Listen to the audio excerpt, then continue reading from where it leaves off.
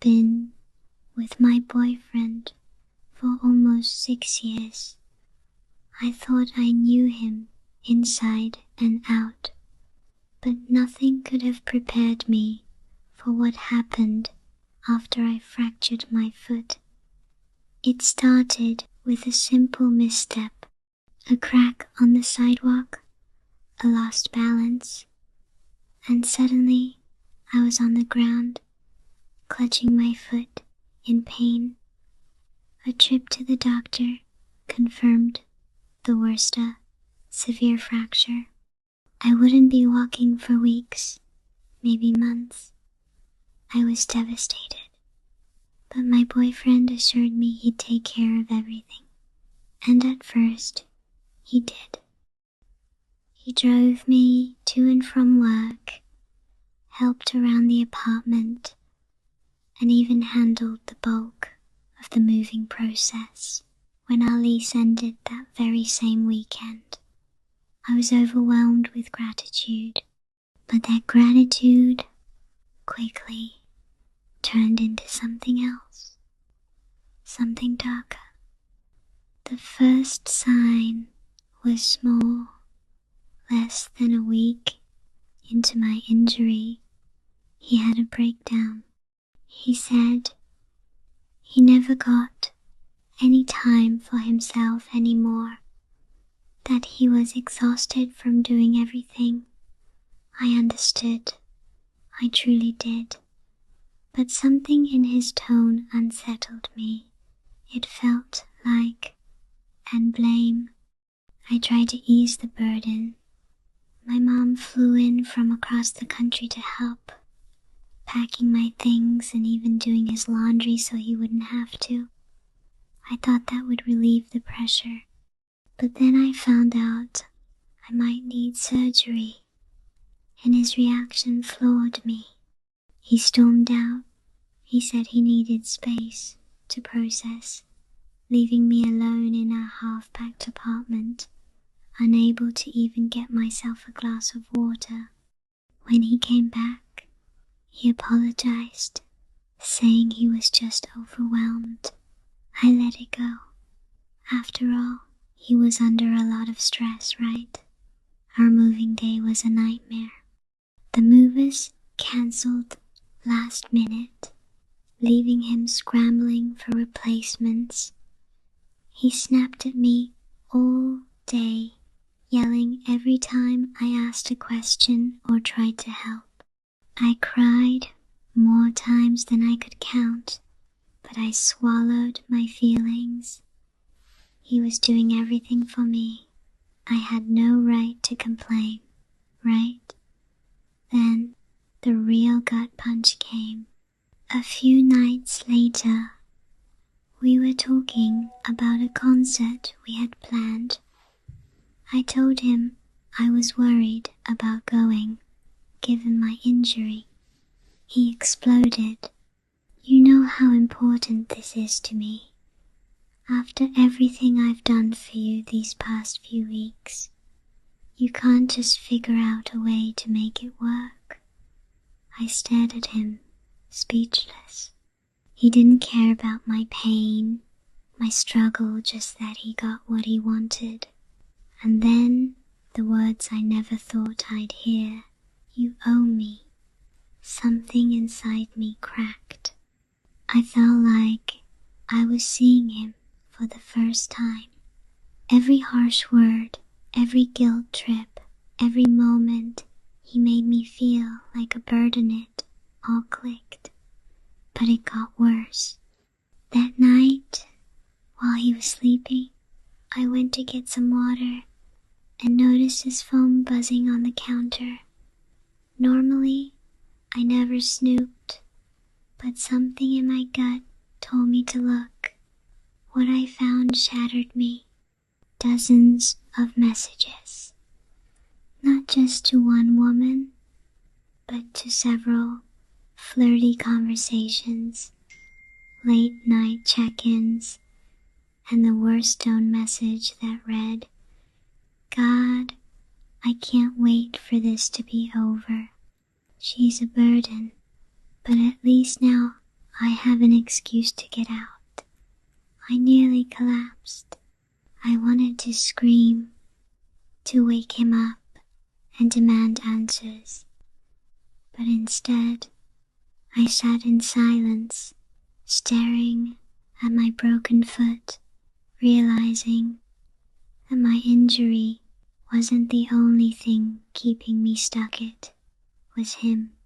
The next morning, I acted normal. I let him believe I was still the grateful, helpless girlfriend he could manipulate. But the moment he left for work, I made my move. I called my mom, packed what I could, and arranged for a friend to pick me up. When he came home that night, I was gone. His texts started slow, confused. Then they turned frantic, then angry. Where are you? Are you really doing this after everything I did for you? You're going to regret this. It's been weeks. I'm still healing physically and emotionally. Leaving was the hardest thing I've ever done, but I finally see the truth. He never took care of me because he loved me. He did it because he needed control. And when I stopped being easy to control, he was ready to leave me behind. But I left first. I am 31F and my partner is 34M. We've been together 2.5 years. We live together, and for the most part we have a very happy and healthy relationship. We are best friends. We have lots of trust. We've navigated conflict well when it comes up. All green flags. When we first started dating, we were in very similar places financially. He is a teacher, and I work doing mental health therapy at a nonprofit. We made almost the exact same salary, and we were able to share with each other a lot of our workplace frustrations to do with navigating under-resourced systems, burnout, and compassion fatigue. I was midway through grad school when we met and finished my degree last year.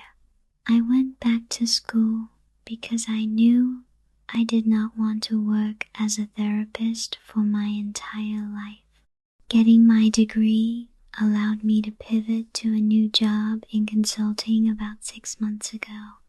My partner was fully supportive of me making the switch, helped me prepare for my interview, and helped me celebrate when I landed the position. So, here is where things get awkward. My new job is fully remote, significantly higher paying, and less people facing. So it results in a lot less stress. I also lucked out with a manager who is very hands-off, who essentially lets us work whenever we like, so long as we complete our tasks. This is great for me, but it is basically the opposite of the environment my partner is in at his job. My partner is an amazing teacher, but as we know, teachers are not valued the way they should be. He has to be at work, in person, and at the front of the classroom every day. He has to manage disruptive students, lesson planning, dealing with parents, bosses, and being asked to help with extra curricular stuff. Sometimes he comes home from work absolutely beat.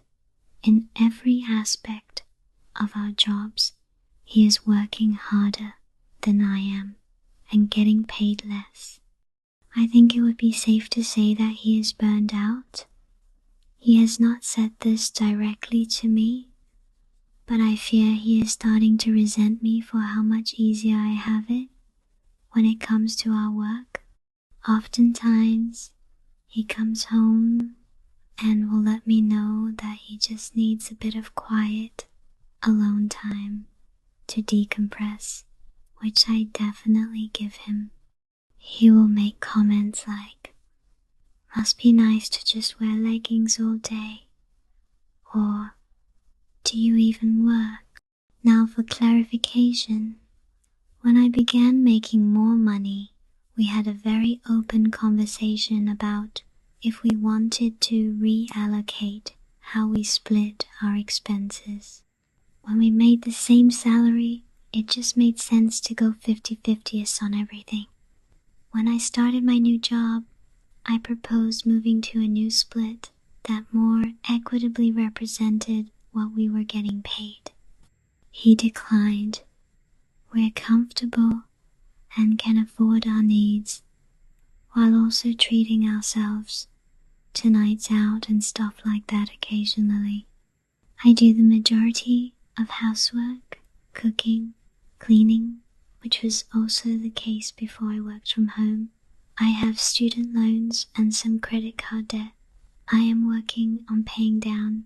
He does not have any debt.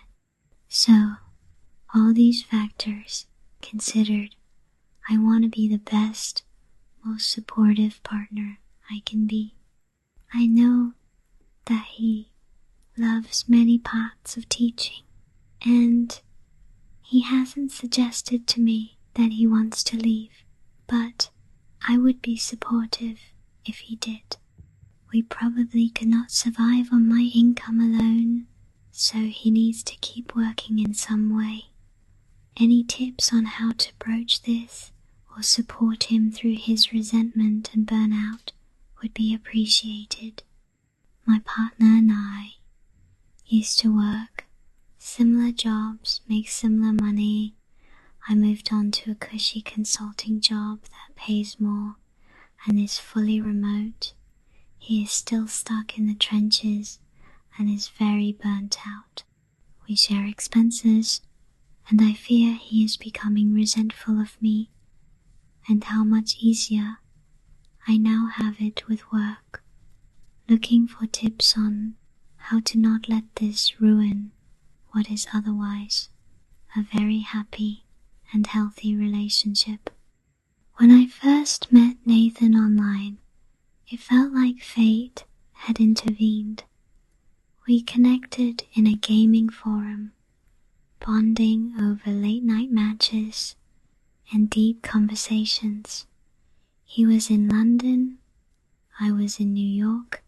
The 5-hour time difference made things tricky, but he always made the effort sending flirty texts, checking in on my day, and even suggesting late-night calls despite his packed schedule. Every time I woke up, I had a good morning message waiting for me, and every night he sent me something sweet to sleep on. It was all so perfect, or so I thought. At first, I chalked up his occasional long response times, sometimes 6, 10, even 18 hours to his busy life. He mentioned work stress, gaming marathons with old friends, and needing time to himself. But one day, I stumbled upon something that made my stomach drop. I was scrolling through Reddit when I saw a post that resonated with me. I replied, engaging in the discussion, only for the original poster to respond in a way that felt eerily familiar. I clicked on their profile and my heart stopped. It was Nathan. Different username, but it was him. He had no idea it was me when he replied, and as we exchanged comments, I finally told him who I was. He laughed it off, calling it a funny coincidence. But something about the way he brushed it aside made me uneasy.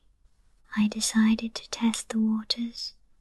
I just want to be honest. I don't do anything weird online with other people, I said casually. His response came quickly. Me neither. I just like chatting with random people sometimes. No harm in that, right? Maybe not, but something in my gut told me this was just the beginning. Over the next few weeks, I started noticing patterns. Sometimes Nathan would be too busy to call, but I'd see his gaming profile active.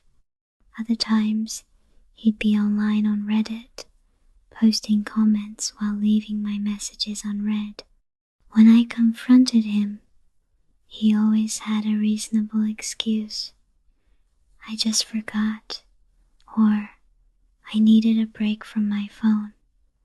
Then there were the inconsistencies in his stories. One night, he told me he had a work emergency that kept him up all night. The next day, his best friend posted a photo of them at a bar with the caption, "Legendary night out." I felt my stomach churn.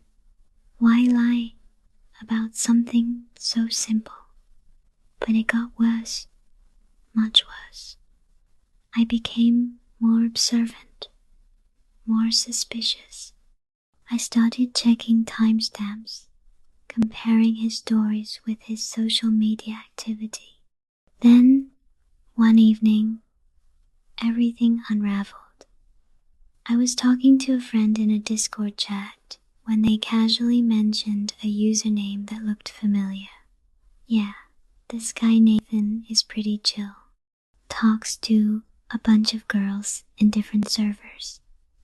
My blood ran cold. I asked for more details, and what I learned made my hands shake. Nathan wasn't just talking to random people. He had multiple ongoing, flirty friendships across different platforms. In some cases, he was outright pursuing other women. Screenshots confirmed it playful, teasing conversations, inside jokes, even vague suggestions of meeting up. I felt sick. The man I had trusted, the man who made me feel special, was playing the same game with others. I waited until next call. He answered, cheerful as always. "Hey babe," he said. "How was your day?" I took a deep breath. I know. A pause. Know what? Everything. The Discord chats, the Reddit conversations, the other women. Don't play dumb. For a moment, there was silence. Then he sighed. Look, it's not what you think. Not what I think. You're leading other women on while pretending to be devoted to me. How long has this been going on? Since the beginning, I cut him off. Told him I wasn't going to be one of his options. He begged, said it was harmless, that he never meant to hurt me, that it was the one he truly cared about, but I wasn't buying it. His hesitation was answer enough. I blocked him on everything that night, and for the first time in months, I slept peacefully. It took time, but I healed.